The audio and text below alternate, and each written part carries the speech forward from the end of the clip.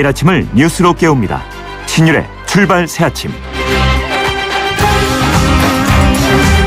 청문회 하는 나라는 전 세계적으로 얼마 되지 않습니다. 일단 의원 내각제를 하는 나라는 인사청문회를 하지 않으니까 OECD에 속하는 나라 중에 대통령제를 하는 나라, 그래서 인사청문회를 하는 나라는 우리하고 미국 정도입니다. 바로 그런 청문회가 오늘부터 시작합니다. 여러분 안녕하십니까, 신율입니다.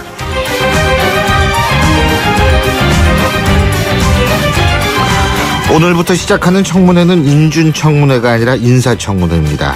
그래서 청문 보고서가 채택되지 않는다 하더라도 일정 시간 후에는 대통령이 그냥 임명할 수가 있는데요.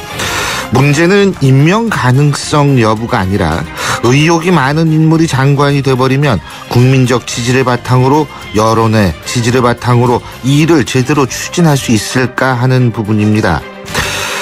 그리고 이 청문회가 끝나면, 그래서 의혹 덩어리 장관 후보자가 장관이 되면 그 의혹도 함께 그냥 잊혀지는 경우가 많습니다. 그럴 바에는 도대체 왜 그 의혹을 제기했는지 우리는 때때로 스스로에게 묻지 않을 수 없는데요. 제가 볼 때에는 이번 청문회부터는 설사 그 의혹 덩어리인 후보자가 장관이 된다 하더라도 그 사람에게 제기된 의혹은 끝까지 추적해서 진실을 밝힐 그런 노력이 우리 모두에게 필요하지 않을까라는 생각이 듭니다. 신율의 출발 새 아침, 오늘 순서 시작합니다.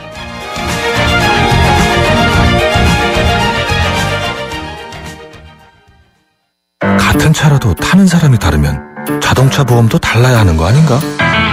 악사가 시작합니다. 운전자 라이프에 최적화된 악사 맞춤 자동차 보험. 꼭 필요한 보장을 합리적인 가격으로. 악사 홈페이지에서 5분 안에 확인하세요. 악사 다이렉트. 가입 시 유의사항을 꼭 확인하세요. 안 보이니까 감추죠. 별일 없겠죠. 손발톱 무좀, 방치하면 손발톱 건강을 잃을 수 있습니다. 이젠 풀케어. 국내 최초 갈거나 닦을 필요 없이 오니텍 특허 기술로 침투는 빠르게. 와, 정말 좋아졌다. 방치하지 말고 풀케어 하세요. 이탈리아 글로벌 제약회사 메나리니. 뉴스를 읽어드립니다. 뉴스를 보여드립니다. 뉴스를 들려드립니다. 최영일의 뉴스 매거진. 예, 오늘도 뉴스 정리하면서 출발해보죠. 최영일 시사평론가 나와 계십니다. 안녕하세요. 안녕하세요. 예. 제가 아까도 청문회 얘기했는데. 그렇죠. 그죠? 청문회도 오늘부터 시작하고, 그리고 이제 저 730 재보선. 그렇죠. 그래서 오늘이 며칠이죠? 오늘 7일입니다. 7일인가요? 아, 그렇군요. 뉴스가 쏟아질 겁니다. 예, 그 7일. 근데 이제 한 3주 남았네요? 딱 3주 남았죠. 예. 카피가 뭐죠? 오늘 카피 반민특위로 한번 이번 주를 열어봅니다. 이거 반민특위니? 이거 한참 전 얘기인데. 옛날 얘기죠. 예. 45년 해방 후에 47년도 친일 척결을 하자 이 시도가 있었는데요. 미군정이 당시에 반대했습니다. 미군정은 치안 유지를 위해서 일제 때 경찰 조직이 필요하다 이렇게 판단했던 건데요. 요즘 미일 관계와도 좀 비슷하다, 유사하다 이런 생각이 들고요. 예. 48년 정부가 수립된 후에야 이제 반민법이 만들어지면서 반민족행위 특별조사위원회 반민특위 활동이 시작됐는데요. 예. 정부는 좀 반대를 했어요. 이 특위가 삼권 분리 위에 있다. 이렇게 봤고 초대 대법원장이었던 이제 가인 김병루 선생은 완전히 합법적인 활동이다 이런 선언을 해서 대립도 있었죠.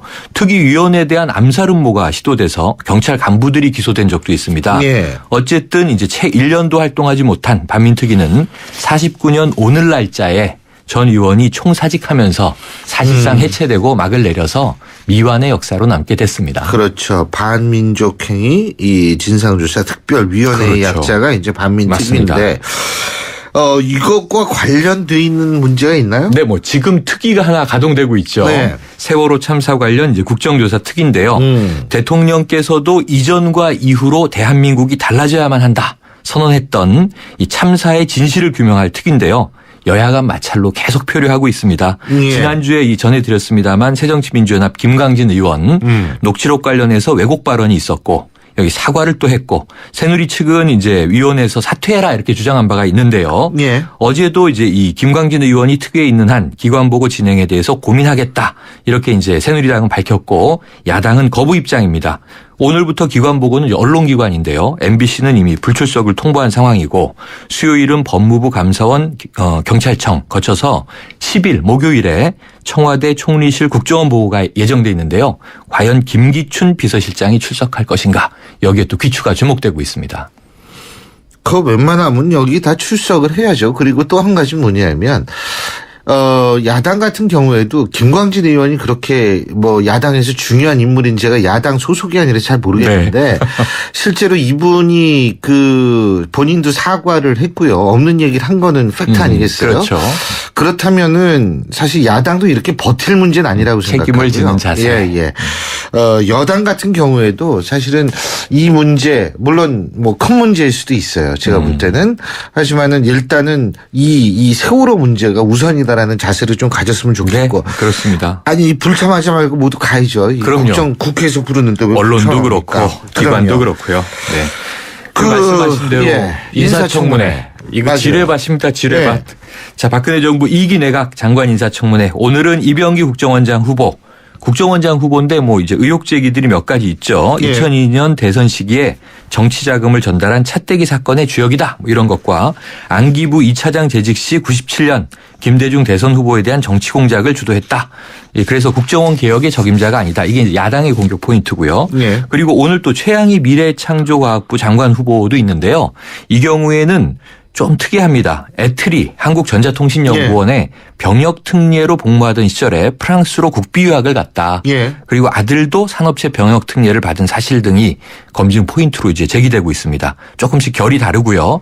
내일은 최경환 경제부총리, 정종섭 안행부 장관, 이기권 고용노동부 장관, 김희정 여성가족부 장관 후보 이렇게 4명이고요. 그리고 모레 9일에 지금 가장 타겟이 되어 있는 김명수 교육부 장관 후보가 대기 중입니다. 격전장이 될 예정입니다. 오늘부터. 네, 그렇죠. 근데 이 의혹 이거 낱낱이 밝혀야 돼요. 우리가 금방 잊어먹거든요. 맞습니다. 그리고 또 하나는 뭐냐면 이 전문성이 필요한 부분이 있어요. 제가 볼 때는 국회의원들이 근데 전문성이 딸려요. 제가 생각할 때. 그런 영역이 또 있겠죠. 네, 전문성이 딸리기 때문에 그런 부분에 있어서 잘못 의혹 제기했다간 역풍 불 수도 있다는 거 의원들도 생각을 해야 너무 됩니다. 의혹과 의혹을 혼동하면 안 되겠습니다. 네, 그래서 제가 김명수 장관이 이렇게 제기된 의혹 중에 학계가 볼 때는 말도 안 되는 거를 의혹 제기하는 게 몇 부분이 있어요. 근데 그거 자꾸 그렇게 되면 학계에서 분명히 오히려 문제 제기할 수도 있습니다. 네. 가려서 잘하길 바라겠어요. 저는 뭐 다 아까 세월호 국조특위도 그렇고요. 네. 지금 인사청문회도 그렇고 좀 본질과 지엽성을 구분해서 해라. 근데 이제 뭐 아무거나 막 물고 늘어지면 흥분하다 힘들어지죠. 보면 네. 이거저거 가리지 않게 돼서 그래요. 예. 그게 가장 점입 가격인 것이 지금 이제 730 재보선 준비입니다. 맞습니다. 여야 모두 막 자책골을 놓고 있어요. 저 동작을 주민이라고 여러 차례 말씀드렸는데요. 예. 처음에 별들의 전쟁이었다 그러더니 지금은 누가 나오는지도 모르는 상황이 돼서 예. 이 이름 기억하면 한참 걸려요. 여권은 쉽고 초려한다는 이제 김문수 전 경기지사는 지금 칩거에 들어갔고요. 예. 야권은 이 기동민이라고 하는 후보를 전략공천했는데 예. 동작을 해서는 아무도 모릅니다. 뭐 전 서울시 정무부시장을 누가 알겠습니까? 그렇죠. 그런데 전략공천이라고 꽂아놨는데 본인은 이 긴가민가 고민하고 있고요. 허동준 또 이 전 위원장은 이건 내 텃밭이야 그러고 있는데 도대체 요즘에 텃밭이 어디 있습니까? 지금요. 근데 둘 다 불만스럽다는 거 아니에요. 허동준 그렇죠. 씨도 굉장한 분노에 쌓여 있고 피해의식이 크죠. 누구죠? 기동민. 예, 기동민. 이분도 사실 황당하죠. 자기 광주 나간다고 광주에서 했는데. 다 개소식 다 했는데 맞습니다. 갑자기 동작을 나오면 황당하죠. 맞습니다. 근데 참 그런 황당한 결정을 하기에는 굉장히 어려운데 어떻게 또 그걸 용하게 했어요. 용하게. 아유, 하필이면 이런. 대단합니다. 제가 볼 때 그런 대단합니다. 기술은. 예. 지금 이제 또 속속 경선 또는 100% 여론조사로 후보가 확정되는 지역들이 있는데요. 예. 몇몇 이 좀 중요한 지역들 특히 수도권 지역들이 여권에서는 인물난 야권에서는 이게 또 여러 가지 전략공천의 내홍 이런 것 예. 때문에 지금 이 3주 남은 재보선 순탄하게 가기 쉽지 않아 보입니다. 7.14도 또 있잖아요. 7.14 어제 일요일에 예. 첫 번째 합동연설회가 대전에서 시작이 됐고요. 여러 후보들이 이제 정견 발표들을 했는데 어쨌든 지금 서청원, 김무성, 이강구도로 가고 있는데요. 예. 뭐 불법 게시물을 부착했느니 세력 동원을 했느니 여론조사가 많이 틀리니 지금 당원 이 명부가 이강- 또 유출됐다고 유출됐느니 얘기하지 않습니까? 지금 그거 굉장히 서로 중요한 문제예요. 의혹 제기하면서 마구 싸우고 있는데요. 예. 과연 마지막 이제 일주일 남은 향방 누가 당권을 잡을 것인가? 미래 권력이냐, 현재 권력이냐? 양쪽 다 또 박근혜 마케팅을 하고 있어서 누가 가져갈지 궁금합니다. 예, 한번 두고 보죠. 오늘 네. 노래가 뭐 어떤 거예요? 오늘 뭐 반민특위라는 카피를 제기해드렸으니까요. 네. 역사도 바로 서야 되고 네. 지금 현재 가고 있는 게 역사가 아니겠습니까? 그러니까 미래에 부끄럽지 않게 특위, 뭐 선거, 정치 모두 잘하시길 바라면서 뮤지컬 영웅 예. 안중근 의사에 관한 뮤지컬인데요. 야, 지금부터 그 이제 OST에서 그날을 누가 뭐. 기약하며 예. 한번 들어보겠습니다. 잘 알겠습니다. 네. 오늘 말씀 잘 들었습니다. 네, 고맙습니다. 고맙습니다. 잠자던 내 영혼 지친 나에게 스쳐가며 말하네 이제는 떠나가야 할 시간 그것은 너의 길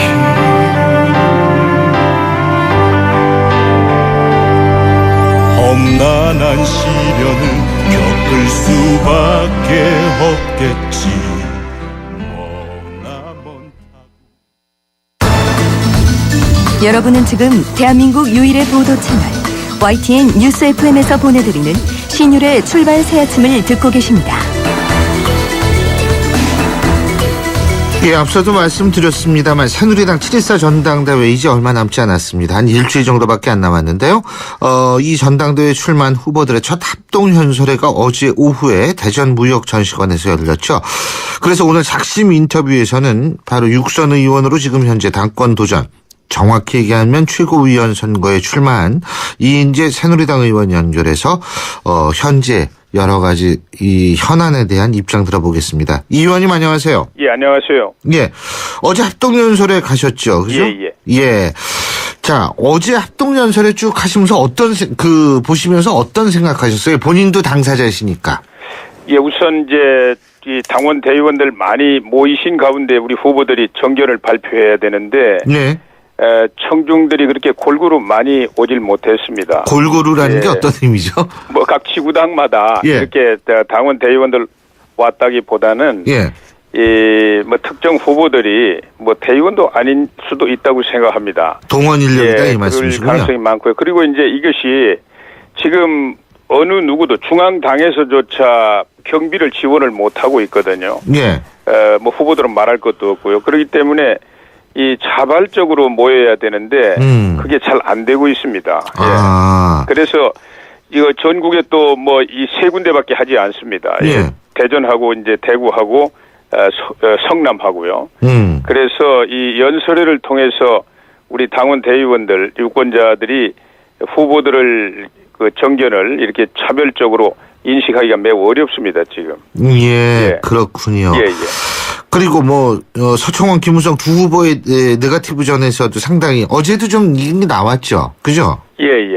이것도 물론 당연히 비판적으로 보실 텐데요. 예. 특히 이제 그 당원 명부 유출인가요? 뭐 그런 문제가 지금 새롭게 나오고 있죠. 뭐 그 잘 모르겠습니다. 뭐 특정 언론에 당원 명부 당에서 중앙당에서 준 걸 유출해가지고 뭐 여론조사를 하게 했다든지 뭐 이런 거 가지고 뭐 시비가 있다는 이야기는 언뜻 들었습니다만 그게 중요한 문제는 아닌 것 같습니다. 예. 근데 어쨌든 지금 네거티브전이 점점 더하는 것 같아요. 어떻게 보세요? 예, 정말 아주 잘못된 일이고요. 이번 전대가 그냥 평범한 전대가 아니고 국민들이 국가 개조를 요구하고 계시지 않습니까? 대통령께서도 국가 개조하겠다고 다짐을 하고 계시고요.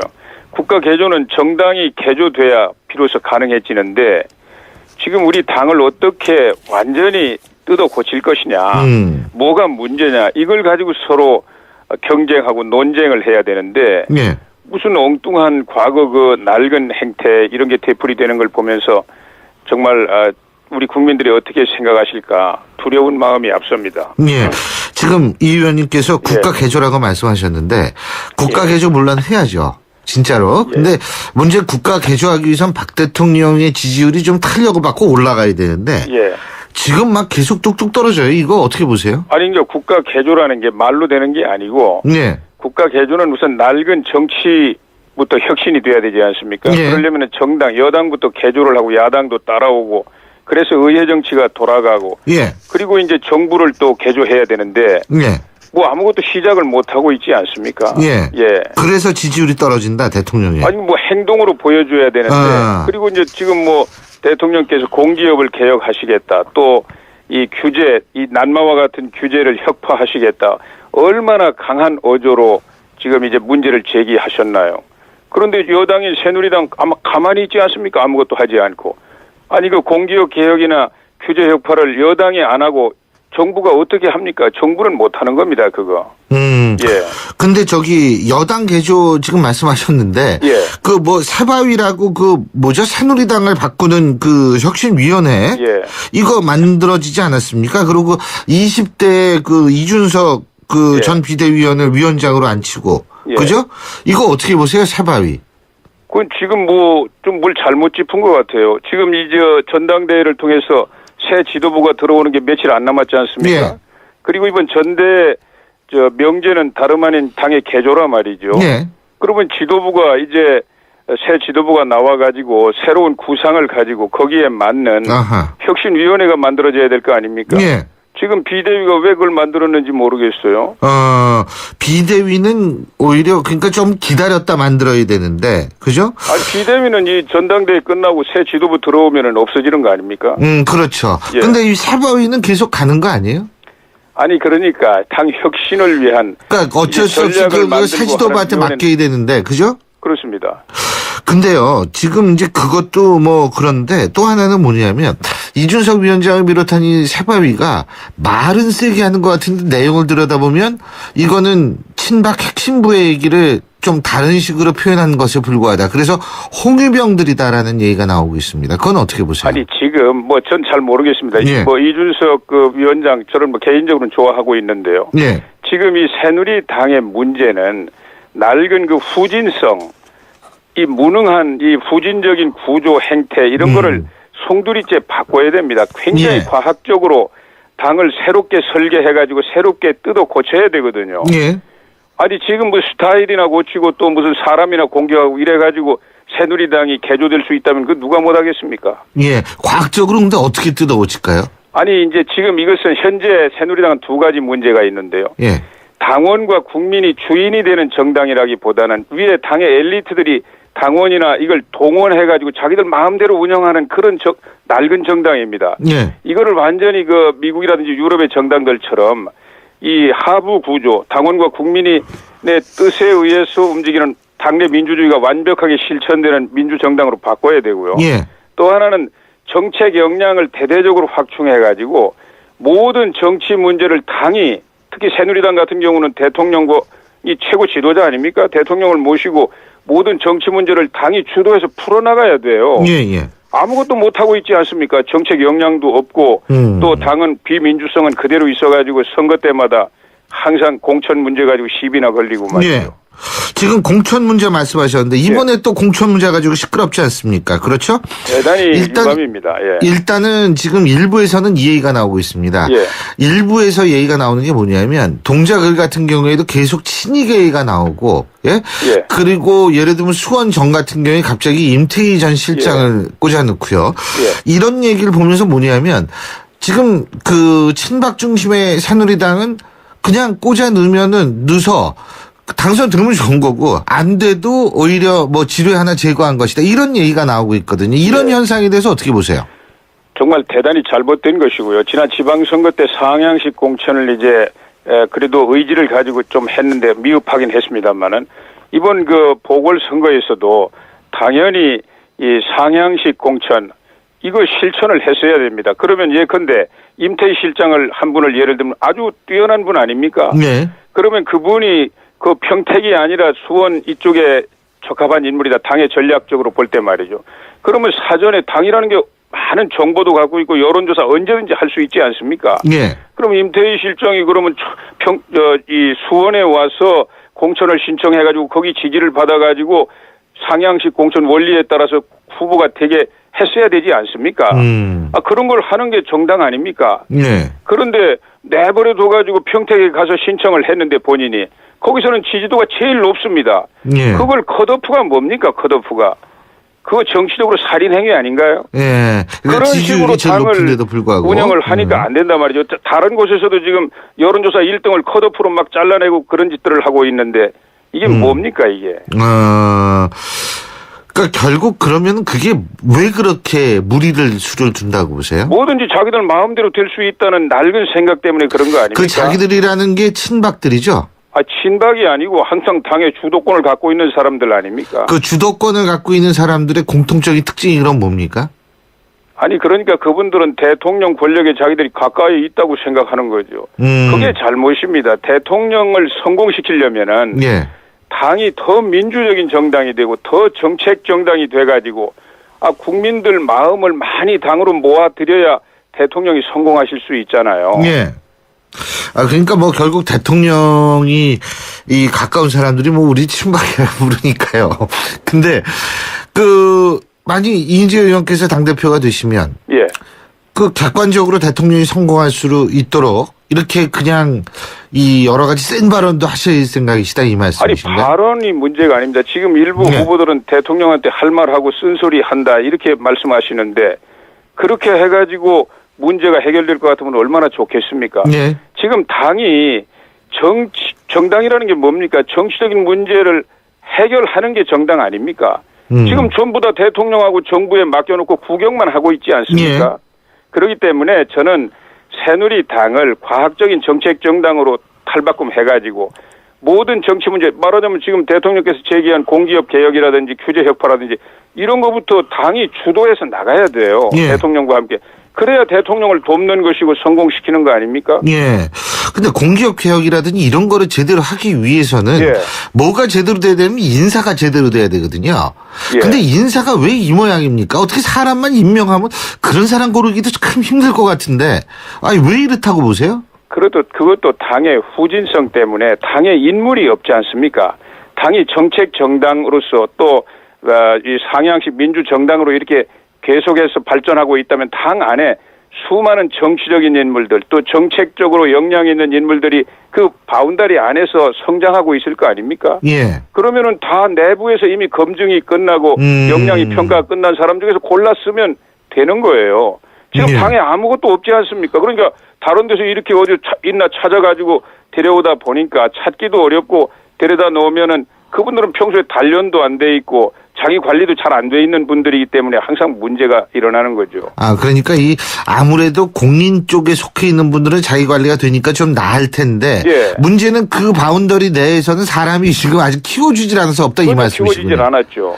그거 굉장히 시간 오래 걸리겠네요. 그거 교전하려면. 시간이 물론 길게 피면 시간이 걸리지만 크게 오래 걸리지도 않습니다. 그리고 우선 급한 거는 예. 밖에 있는 전문 역량을 가지고 계신 분들 당으로 이렇게 아웃소싱을 하든지 모셔오든지 해가지고 예. 급한 대로 당장 정책 정당의 면모를 보일 수가 있습니다. 알겠습니다. 예. 전당도 일주일 남았는데 마지막으로 각오나 한 말씀 해주시죠 뭐. 예, 이번 전당대회는 이 당을 어떻게 혁신할 것이냐, 당을 어떤 모습으로 개조할 것이냐 이것이 국민의 명령입니다. 그래서 우리 대의원들께서 지금 2표를 가지고 계신데요. 한 표는 전통적으로 인연이 있는 분, 좋아하는 분을 찍을지 모르지만 다른 한 표는 반드시 혁신을 위해서 남겨놓으실 거라고 저는 생각합니다. 누가 당을 정말 냉정하게 과학적으로 개조할 수 있느냐, 여기에 그 한 표, 혁신을 위한 한 표를 모아주실 것을 호소드리고요. 예. 저는 노동부 장관으로서 경기도지사로서 항상 혁신에 앞장서서 성공했던 인물입니다. 저한테 그걸 모아주시면 제가 당을 혁신하는 불씨가 되고 또 개조하는 도구가 꼭 되겠습니다. 예, 잘 알겠습니다. 오늘 말씀 잘 들었습니다. 고맙습니다. 예, 감사합니다. 예, 지금까지 새누리당 당권 도전에 나선 육선 의원 이인재 의원이었습니다. BMW 품질 인증 중고차 BMW 프리미엄 셀렉션. 소중한 자부심이기에 BMW가 직접 검증합니다. 72가지 기술 점검, 투명한 정비 이력, 1년 무상 보증까지. 전국 주요 도시 9개의 전시장에서 만날 수 있습니다. BMW 프리미엄 셀렉션. 잘생겼다 우리 모두 잘생겼다 잘생긴데 무슨 이유 필요한가요? 기죽지마 힘을 내봐 그대로도 잘생겼어 챙겨줘 믿어줘서 고마워요. 잘생겼다. 황대역 LGA SK텔레콤. 1부 순서는 여기까지고요. 신율의 출발새 아침 2부 순서 잠시 후에 시작합니다. 서양 고전음악을 완성시킨 천재 작곡가 악성 베토벤. 그의 음악적 잠재력을 일깨워준 사람은 스승인 크리스티안 네페 선생님이었습니다. 네페 선생님은 지루한 이론과 반복적인 연습을 강요하지 않았습니다. 이탈리아와 프랑스, 독일의 유명한 오페라를 감상할 기회를 마련했고 어린 베토벤이 음악에 대해 더 깊이 느끼고 생각할 수 있도록 이끌었습니다. 가르치는 것이 아니라 깨우치는 교육, 아이들의 잠재력을 활짝 꽃피우는 우리 교육의 희망입니다. 이 캠페인은 I am the key, 눈높이 대교와 함께합니다. 비 오는 날 드라이브의 즐거움, 차창밖 빗방울이 만드는 도로 풍경과 시원한 빗소리까지. 이 즐거움 오랫동안 즐기고 싶다면 감속하세요. 빗길에선 천천히, 그리고 안전하게. 멀어지세요. 앞차와 거리를 두고 여유를 만끽하세요. 6월에서 8월 사이 장마철에는 교통사고가 집중되어 나타납니다. 맑은 날보다 더 천천히 운전하세요. 가장 아름다운 빗길 운전, 바로 안전운전입니다. 이 캠페인은 금융감독원과 손해보험협회가 함께합니다.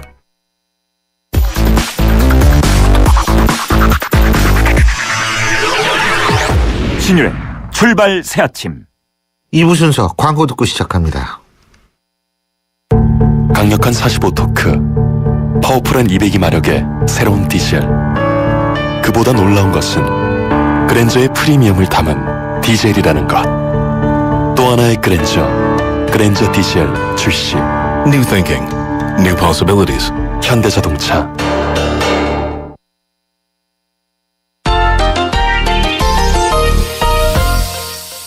예, 스포츠 뉴스 알아보겠습니다. 경향신문 김세용 기자 연결합니다. 안녕하세요. 네, 안녕하세요. 브라질 월드컵 4강 대진이 결정이 됐는데, 네. 예, 다 4강 올라갈 만한 나라들이 올라갔어요. 그죠? 네, 그렇습니다. 예. 말씀하신 대로 올라갈 만한 팀이 올라갔고, 또 결승에서 누가 이겨도 이해가 되는 그런 강호들이 모두 다 올렸습니다. 우리처럼 이제 16강 못 올라간 사람들 입장에서, 이 국가들 입장에서 볼 땐 될 만한 사람이 되는 게 훨씬 낫죠. 예? 이변 생기면 이거 진짜 배 아프죠. 예. 그래도 이변이 있어야 이제 우리 같은 한국도 좀 이변을 좀 꿈꾸고 희망을 가질 수 있는데요. 물론 그렇지만 이제 네. 다 끝났으니까. 그 이변의 팀인 코스타리카가 네덜란드한테 지면서 4강에 올라간 팀이 네덜란드, 아르헨티나, 그리고 브라질, 독일 이렇게 짜여졌습니다. 유럽팀 둘, 남미팀 둘 이렇게 짜여졌고요. 또 준결승전도 그렇게 유럽과 남미 대결을 꾸려졌죠. 독일하고 브라질이 수요일 새벽 5시에 우리 시간으로 맞붙게 되고요. 그리고 아르헨티나하고 네덜란드가 그 다음 날인 목요일 우리 시간으로 역시 새벽 5시에 싸우게 됩니다. 두 팀이 맞붙어서 남미 팀이 다 이긴다면 브라질, 아르헨티나의 월드컵 처음의 결승전, 이 두 팀이 결승에서 맞붙은 적이 없습니다. 그게 이루어질 수가 있고, 반면에 유럽 팀이 이긴다고 하면 독일하고 네덜란드가 붙게 되겠죠. 말씀하신 대로 어느 팀이 이겨도 이의를 제기할 수 없을 만큼 좋은 팀들이 올라왔고요. 예. 브라질이 원래 공격력이 좋다고 하지만 이번 대회에서 수비에 상당히 치중하면서 오히려 탄탄한 전력을 구축하고 있고, 독일은 조금 체력이 떨어져도 조직력이 상당히 좋아서 잘 버티고 있고요. 네덜란드는 이번 대회에서 12골로 가장 많은 골을 터뜨리고 있고, 예. 아르헨티나는 5경기를 치르면서 매 경기 한 골 승부를 하고 있어요. 예. 그만큼 이제 끈기가 있는 팀이죠. 예. 아니, 근데요, 브라질의 국민 아들이 있잖아요. 네이마르 선수. 네? 네. 아니, 척추 다친 모양이에요? 네. 이거 다치게 만든 사람 큰일 나요. 이 사람 얼굴 가리고 도망 다녀야 돼요. 예? 네, 그렇습니다. 이게 콜롬비아의 수비수가 수니가라는 선수인데요. 네. 토요일 날 8강전을 하다가 8강전 막판에 네이마르 선수가 공을 잡으려고 하는 걸 뒤에서 무릎으로 네이마르 선수의 허리를 찼습니다. 아유. 일부러 한 거는 아닌 거 보이는데 이게 습관적으로 이렇게 하는 선수들이 몇몇 있는데 아마 습관적으로 하면서 이제 하지 말아야 될 반칙을 했고요. 나쁜 습관은 고쳐야죠. 그렇습니다. 네이마르 선수가 이제 허리뼈가 골절이 돼서 4주에서 6주 정도 검사를 받을 것 같고요. 그러니까 당연히 월드컵 남은 2경기는 뛸 수가 없죠. 네이마르도 월드컵에 뛰고 싶었다. 나의 꿈을 빼앗겼다. 이런 표현을 쓸 정도로 아주 괴로워하고 있고, 뭐 브라질 국민들도 난립니다. 뭐 이대로 끝나면 안 된다. 이거는 다시 뭐 징계위원회를 열어서 순위갈 징계를 해야 된다. 형사입건 해야 된다. 이런 얘기가 안 나오는지 모르겠어요. 네? 네, 뭐 브라질 언론은 축구에 대한 테러다. 이런 표현을 했고요. 브라질의 한 교수는 비겁한 파울이다. 이런 식으로 하면서 상당히 네이마르가 부상당한 걸 억울해하고 있는 상황인데요. 어쨌든 이 선수 빨리 브라질 떠나야죠. 이거 테러 당할 것 같습니다. 예. 네, 그리고 네이마르뿐만 아니라 지금 다른 브라질의 주장인 시우아바도 좀 경고로적으로 뛰지를 못합니다. 아이고, 예.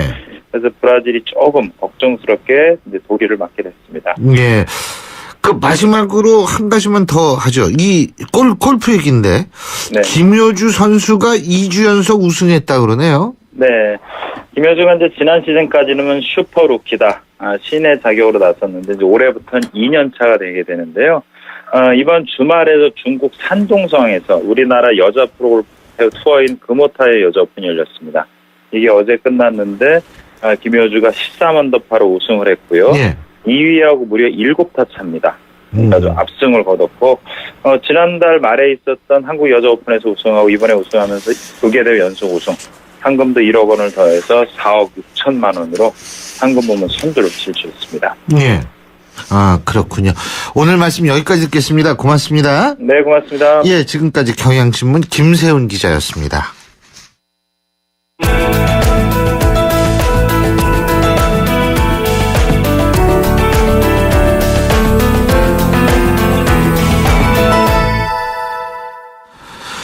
예, 요새 새정치민주연합 이른바 공천파동으로 상당히 시끄럽습니다. 근데 그 공천파동의 원인이 되는 것이 코에 걸문 코걸이, 귀에 걸문 귀걸이라는 전략공천 때문이라는 비판이 많습니다. 동작을도 그랬고요.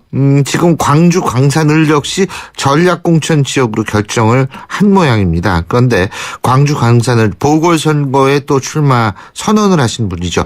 천정배 전 법무부 장관의 입장 들어보겠습니다. 천 장관님 안녕하세요. 예, 안녕하십니까. 천정배입니다. 예. 자, 지금 말이에요. 제가 앞서도 말씀을 드렸지만은 전략공천 자체는 나쁜 거는 아닌데 문제는 이게 수시로 바꾸니까 그렇다라는 비판이 많습니다. 광주 광산을도 마찬가지인데요. 지금 광주 광산을이 전략공천 지역으로 지정된 이유가 뭐라고 보십니까? 제가 이런 말씀 드리기는 어렵습니다만은 아마 저 천정배를 배제하기 위해서 그렇게 입장을 바꾼 것이라고 저는 생각할 수밖에 없습니다. 아니요, 딴 사람도 다 그렇게 생각합니다. 그렇군요. 예. 그래서 제가 사실은 당초에 그 경선을 하겠다고 공표를 했지 않습니까? 예. 또 저뿐만 아니라 7명인가 저까지 포함해서 7명이죠. 7명이 공천 신청을 했고 다들 선거운동을 하고 한참 선거운동이 진행 중이고 이러는데 이제 뒤늦게 천정배 배제 이야기가 나오더니만 그 다음에 이제 전략 지역으로 결정했다고 합니다. 사실은 지금 말씀하신 것처럼 전략 공천은 아직 아니고요. 전략 지역 결정은 좀 다르답니다. 그러니까 지도부의 이제 결정에 따라서는 경선도 할 수 있고 모든 걸 할 수 있는 길을 열어놓은 게 전략 지역이라고 하더군요. 근데 이제 그 지도부의 입장에서 볼 땐 참신한 새 얼굴을 찾겠다 이런 얘기인데 그런 측면에서 제가 좀 여쭤보는 게 참신한 새 얼굴 좋아요. 근데 기동민 씨 같은 사람이 참신한 새 얼굴에 속하거든요. 사실 따지고 본다면. 그렇습니다. 그분도 광주 광산을에 선거 사무실 개소했죠. 제가 볼 때 박원순 시장도 거기 참석한 걸로 알고 있는데요. 그러니까 지난번에 동작을에 전략 공천을 한 게 목요일이었죠? 바로 그 전날입니다. 목요일 낮이었는데, 바로 그 전날인 수요일 저녁에 기동민 후보가 광산을에서 선거 사무실 개소식을 했고, 또 당일날, 목요일날도 저도 이제 광산에서 지역을 돌아다니고 있는데, 목요일날 점심 때도 어느 행사장에 제가 갔더니만, 기동민 후보의 명함들이 다 이미 돌려져 있더라고요. 저보다 약간 먼저 와서 점심 때 이제 다녀갔더라고요. 그런데 이제 점심 먹고 들으니까 동작을에 공천이 됐다고 그래서 하여튼 저도 아주 경악했지요. 근데요, 지금 사실 천정배 장관님 같은 중진들을 배제하고, 예? 갑자기 이렇게 입장도 바꾸고, 예? 이렇게 하는 이유가 뭐라고 보세요? 지도부가? 저도 잘 모르겠습니다. 지도부가 뭐 나름대로는 선거를 이기겠다는 생각에서 그렇게 한 것이겠지요. 그래서 무슨 이를테면은 이번에 도저히 뭐 이른바 중진들 가지고서는 안 되겠다, 뭐 이런 판단을 내렸는지 모르겠습니다. 뭐 저로서야 동의할 수 없죠. 뭐 천정배가 좀 중진이긴 하지만 누구보다도 늘 개혁과 쇄신을 주장하고 앞장서 왔다고 뭐 자부합니다. 그래서 무슨 뭐 신이냐 여부가 중요한 것이 아니고 그럼 뭐 정치는 항상 그럼 기존 인물 다 버리고 신인만 내세워야 되게요? 뭐 그런 건 아닌 것 같고요. 예. 예. 결국은 노장청의 조화라든가 중진과 신의 조화가 필요할 텐데 그 기준은 누가 더 개혁적이고 능력 있고 많은 시민들의 국민들의 지지를 얻을 수 있는 이런 인물이냐가 중요한 거 아니겠습니까? 그런 점에서 본다면 너무 아마 지도부가 너무 뭐 이렇게 말씀 좀 죄송합니다만 너무 좀 좀 신중치 못한 그런 판단 내린 것 같습니다. 예컨대 뭐 새누리당이 누구 이준석 뭐 위원장을 내세워서 뭐 아주 뭘 여러 가지 그 혁신을 한다고 하지 않습니까? 이런데 지나치게 영향을 받아서 새누리당 따라하기 식으로 결정한 것 아닌가, 이게 제가 한번 추측입니다. 근데요, 일부에서는 사실 이런 분석이 있어요. 뭐냐면 중진들이 사실 들어와야지 지금과 같은 좀 어수선한 당이 중심을 잡는다라는 얘기들이 많거든요. 근데 당 지도부의 입장에서, 특히 안철수 대표의 입장에서 볼 때에는 뭐냐면 그 안철수 대표 선당 후사 입장, 당 중진들 좀 요번에 참아달라 이런 얘기 하지 않았습니까? 그죠? 예. 이 얘기가 결국 어떤 얘기냐 하면, 실제적으로 내년 초에 전당대회 있지 않습니까? 그죠?